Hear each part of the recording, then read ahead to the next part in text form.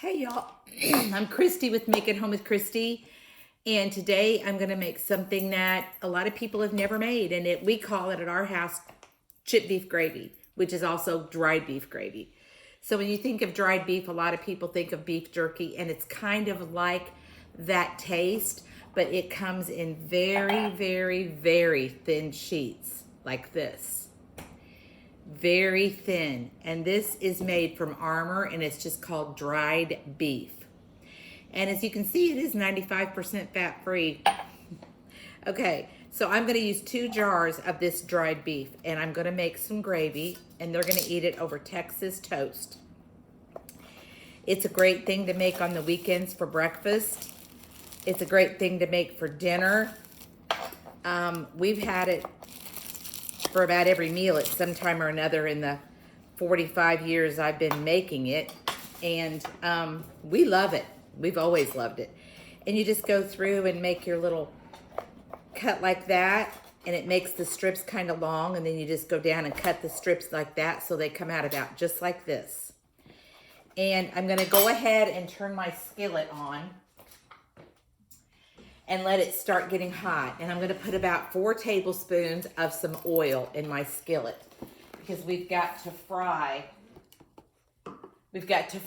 up our dried beef, and then we're going to just make some really good gravy out of it. Another thing you'll find about this recipe is it's pretty quick. It's not like you have to fry your sausage till it's brown. You don't have to cook your bacon till it's crispy. This is already cooked, and it smells like beef jerky to me. That's what it smells like. So this is going to be a breakfast meal today. And let me see. These jars don't look very big. They're 2.25 ounces. But I'm telling you, there's a good bit in there. Now, if you're not cooking this for a family, you'll only need 1 jar.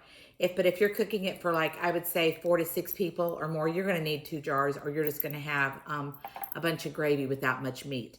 Now, you can cut this up a little bit more. Let me show you. I mean, not like fine, but if you wanted to, you could cut it up a little bit more. It just means you're going to have more pieces of meat, smaller pieces in your gravy. But we like that you can see the pieces in your gravy. Okay, I've already got some milk in a measuring cup here, and I believe this is probably about 4 cups of milk. So it's about 4 cups of milk. And because you're putting this on toast, you're not going to have like heaping spoons of it. It should be more than enough for 4 to 6 people easily. You won't need a full cup of gravy, I guess is what I'm saying.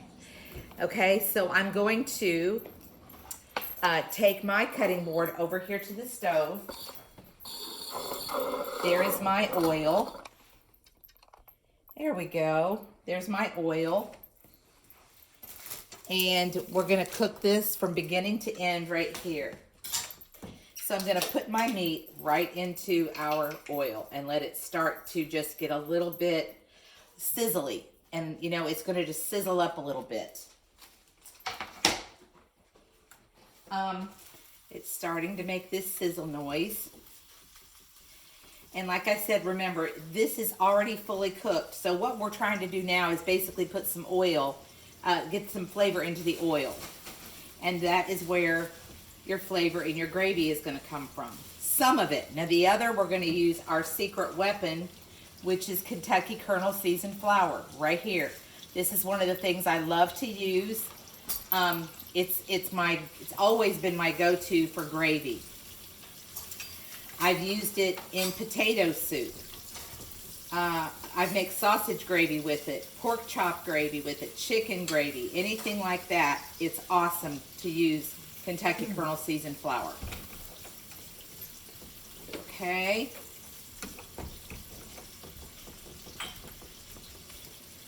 As you can see, it's already starting to crisp up.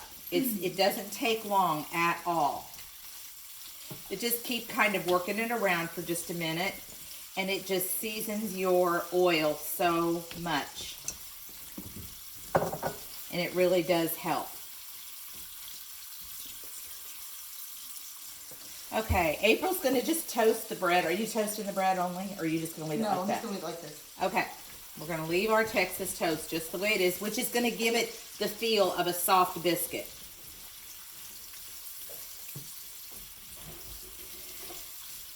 Actually, you probably ought to get the toaster out, because some of that's gonna have to be toasted. It only takes a second to just go ahead and pop it in the toaster, but don't add butter, just plain toast. And I'll show you what it's going to look like here in just a few minutes. Okay, I'm going to see how much I have in this open bag. I've got it right in over our dried beef. Yeah, this is going to be enough. This is going to be enough. So we got our flour in there, so now we're going to start stirring it around, stirring it around. Get everything all coated with your flour mixture. Just let it gel a little bit.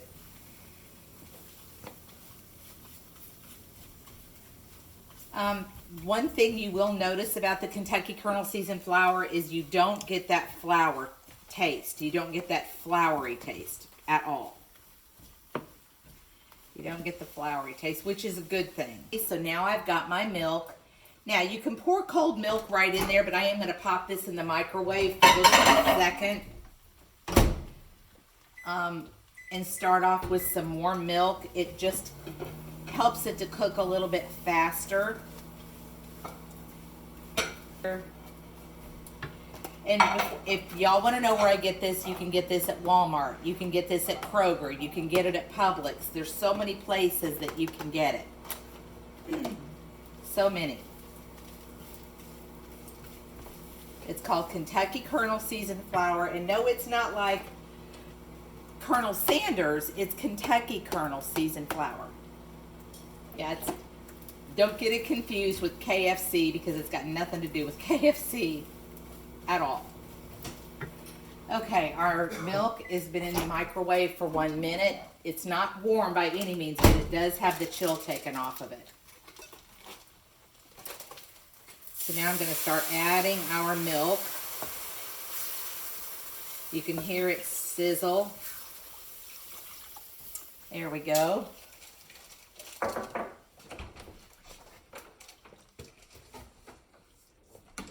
There we go. You know, I believe it was Swanson that used to make these things called a cooking bag. They had chicken a la king.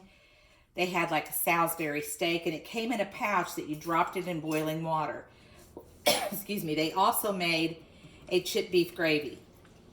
And it doesn't taste as good as this, of course. It's just not going to taste as good as this, but it was very, very good. It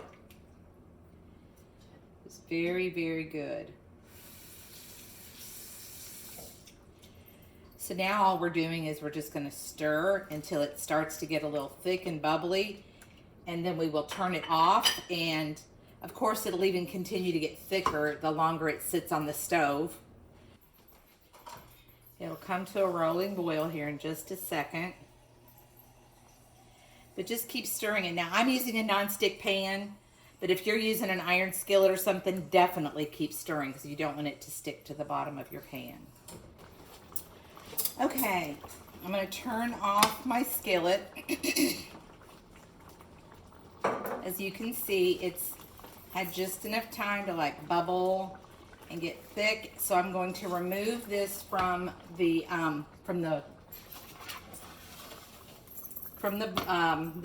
of the stove, and just set it over there to the side for just a second.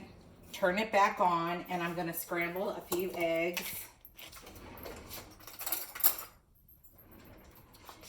And for this, I'm going to use some butter. This is the light butter from Land O'Lakes. You don't have to use much, about a tablespoon and a half of butter. But this is the light, it's the light Land O'Lakes, and it's got 50% less fat and calories, but I'm telling you, it tastes just like regular butter. But this is what I use when I cook. Okay, let me grab. I'm going to take some eggs.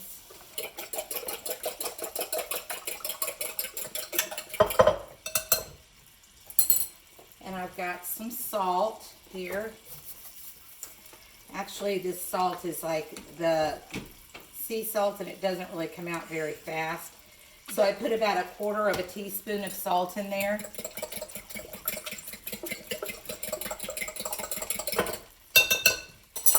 I'm just gonna add a few different seasonings to this. Whatever y'all like in yours is fine.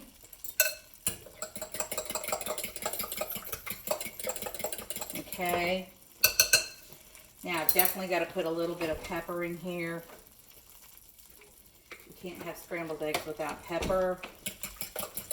And I think I've got a couple pieces of American cheese in the refrigerator. Okay, I'm going to stir. Yeah. And as you can see, it's going to start to cook kind of fast. As you can see, they're already starting to scramble. Just keep going around and around with your spatula.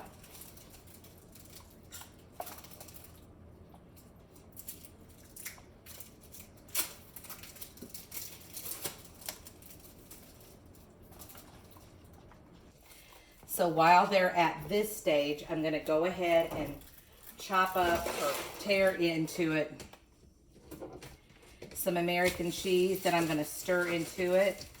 Just 2 slices will be enough for all of this. You don't want them to be over cheesy, at least I don't. And now just keep on stirring. And as you can see, go ahead and turn your burner off, because you can see the point that they're at right now. And just stir. But Kate, I've got it off the fire now completely. I've got it completely off the fire. Okay, here's our gravy back here. So now we're going to get a spoon. I'm going to get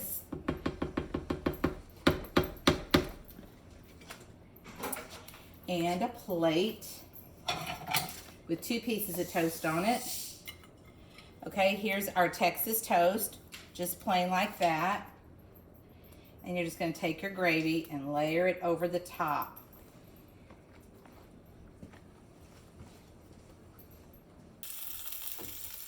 See that? There you go. Now a little serving of scrambled eggs on the side. And now you have got a dinner of scrambled eggs, or a breakfast or a dinner of chipped beef gravy, scrambled eggs, on Texas toast. There you go. You can make a delicious meal even in your bathrobe. Early in the morning, late at night, whenever you choose to make it, you can make it. And anybody can do it. But I love you all. I really do. I appreciate you sprinkling and sharing as much as you possibly can. And remember one thing, you do not have to be from the South to cook like it. I'll see you guys next time. Bye-bye.